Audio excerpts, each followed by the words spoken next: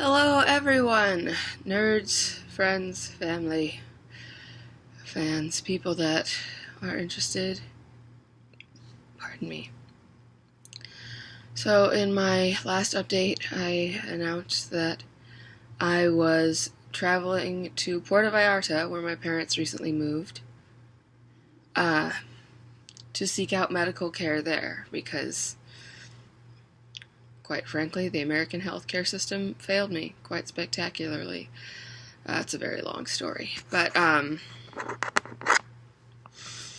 went, and I was a little bit worried because the first doctor I saw the day after I got there said, oh, well, all your test results are normal, so I'm going to refer you to a neurologist, but there's a chance this is all psychosomatic and in your head. Great. So that both frightened me and made me really upset. Then I went to see the neurologist, Dr. Hector Soto Ocampo, and he ordered 2 more tests and then went away for 2 weeks. Good thing I was there for 3.5 weeks. And I got the test done and went to see him when he got back. And I have a diagnosis! I know what's wrong with me now. I'm very excited about this. I have basilar migraines. So if you suffer from regular headaches or cluster headaches or migraines, then you know one, how they feel, and they're awful. But you also, especially if you suffer from migraines that aren't helped by like Excedrin migraine or over-the-counter migraine medications, you know that there's special prescription medications just for migraines of a certain family called triptans. Like what I've been taking is sumatriptan for my migraines. I still have, yeah. But I have basilar migraines. I still have regular migraines, which the sumatriptan, or Imitrex as it's known, brand name, is called. But basilar migraines are not helped by triptan medications. Basilar migraines are constricting, like this feeling, like I've talked about having. I'm not milking a cow. I have this feeling in my brain. Constricting of blood vessels at the brain stem. And it is, there's no real thing, real definitive answer. That was what I meant by thing, about as to what causes it. It could be physiological. It could be, it could be biologically, like it could be something I was born with. That's the way to say that. Or it could be because of like deep emotional experiences. Hi Kaylee. Which is not the same thing as it being in my head. A psychosomatic disease is entirely created and is only experienced psychologically and does not have other symptoms. Or there's no physiological cause. Now I have a physiological cause, even though it may be caused by emotions. And that this basilar migraines check off all of the boxes that I've been going through. They don't necessarily cause that much pain, just a low-grade headache that I've had since the middle of August. I have had a headache, the same headache. I've had the same headache since the middle of August of last year. Also causes dizziness and unsteadiness and confusion and lightheadedness. And it gets worse when you're experiencing great emotion, which is why I haven't watched a single episode of my favorite show all last season. So I'm really excited that I have a diagnosis, and I'm even more excited that there's treatment. There's a treatment for it. I was actually given the treatment. Here, I have it in my hand. I was given 2 different medications and I was told by the doctor if one of them doesn't help after a month, then to start taking the other one. Specifically, if this one doesn't help after a month, then to start taking the other one. And take that for 2 months. So the short story is, found out June 5th, and I actually forgot which medication he told me to take first because I was so excited. And I am still experiencing all the symptoms, as evidenced by the way I'm speaking.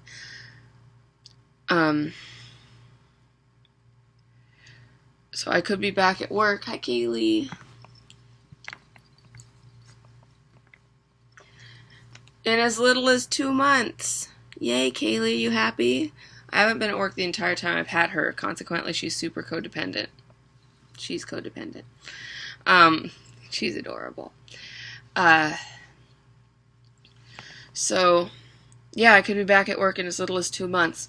What that means for me is, yay, I could start to feel better. I could actually start to feel better immediately.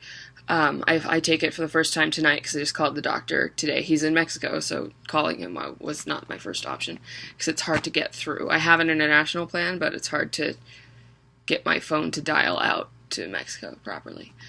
Yeah, so I spoke with him today. Hello, motor kitten. ADD.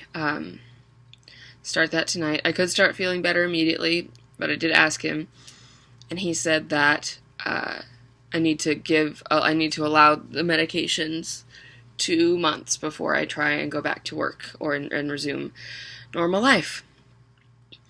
So if this one doesn't work after a month, then it'll be 2 months after that. Yay.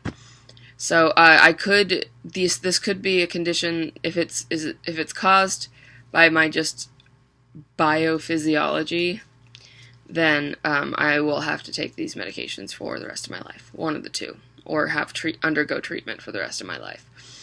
However, if it's caused by deep emotions, which I told him that I'm an actor, and he clearly had respect for that, which is something you don't see doctors with in the U.S.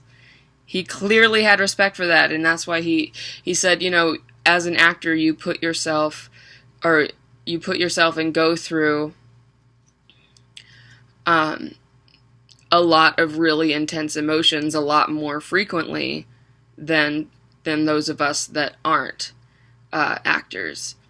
And he should know because he's a neurologist, so he has quite a bit of experience with stress and having to deal with people and like genuinely life-threatening situations and talking with people and their families that might deal with that. So just for someone like that to have respect for my career and industry, pretty freaking awesome.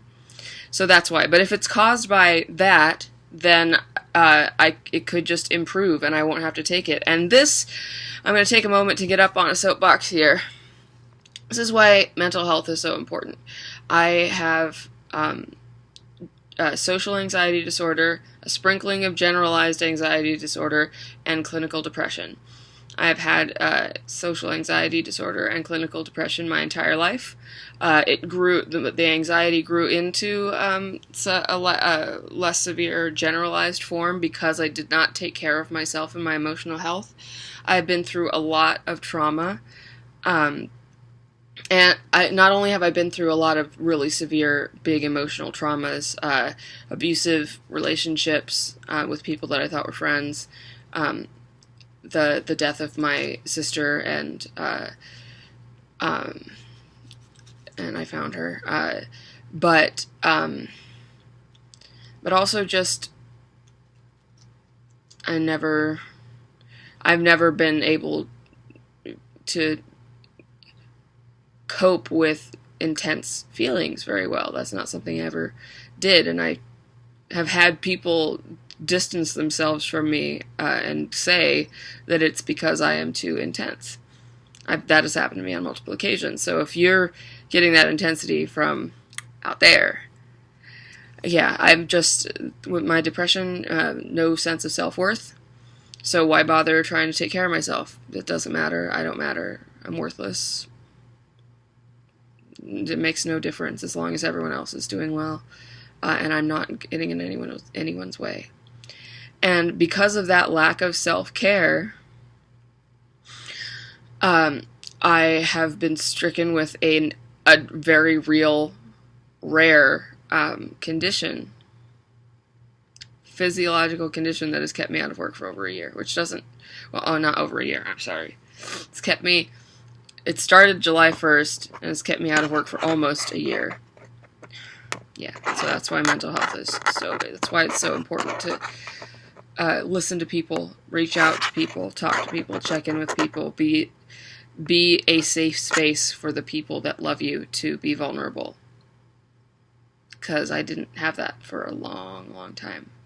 Which is why I never really learned, never really learned how to cope, and how to do those things. And judge me all you want. It's a thing that's real. If you're going to. You're probably not, because you're watching my channel, and I appreciate that. So, what that means is I have at least 2 more months where I'm going to need financial assistance beyond what I'm getting from the state. Because I need to do things like get gas and, buy general things for life. Like toothpaste and things like that. I need to be able to do laundry, which costs money, and my temporary disability only covers my bills and my rent. And it runs out the middle of August. So if this first medication works, awesome, I'm set. If it does not, I'm going to need a lot more help. So the link is in the description. Thank you for sticking with me the whole time. If you have, and I'm just so glad that I have a diagnosis. Thank you, Dr. Soto. And thank you, Mexico. Because you did in 3.5 weeks what my insurance prevented the doctors here in the U.S. from doing in nearly a year. Keep it geeky, folks. Love you.